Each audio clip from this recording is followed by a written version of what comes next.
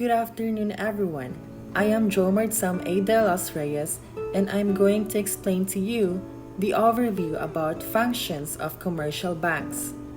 Commercial banks are institutions that conduct business per profit motive by accepting public deposits for various investment purposes. The function of commercial banks are broadly classified into two: the primary functions and the secondary functions. Primary functions refers to the basic functions of commercial banks. This includes accepting deposits, which means it implies that commercial banks are mainly dependent on public deposits. There are types of deposits. The first one is called demand deposits. It refers to kind of deposits that can be easily withdrawn by individuals without any prior notice to the bank. In other words, the owners of these deposits are allowed to withdraw money anytime by simply writing a check. Receiving these deposits is the main function of commercial banks. The next type is called time deposits.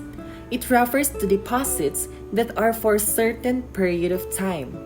Banks pay higher interest on time deposits. These deposits can be withdrawn only after a specific time period is completed by providing a written notice to the bank.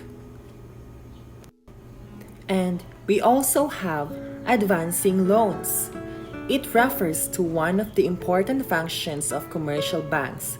The public deposits are used by commercial banks for the purpose of granting loans to individuals and business.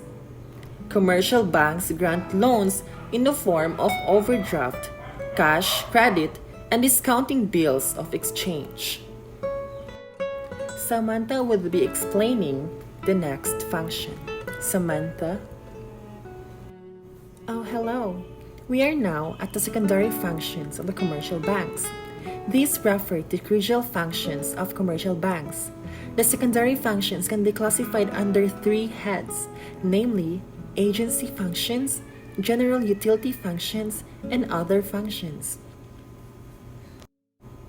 The first classifications of the secondary function is called the agency functions. It implies that commercial banks act as agents of customers by performing various functions such as: first, collecting checks; second, collecting income; and lastly, paying expenses. The second classification is called general utility functions. It provides locker facilities, issuing travelers' checks, dealing in foreign exchange, and lastly, transferring of funds. The last classification is called the other functions. This includes creating money, electronic banking such as debit cards, credit cards, mobile banking, and internet banking, and lastly, bank loans.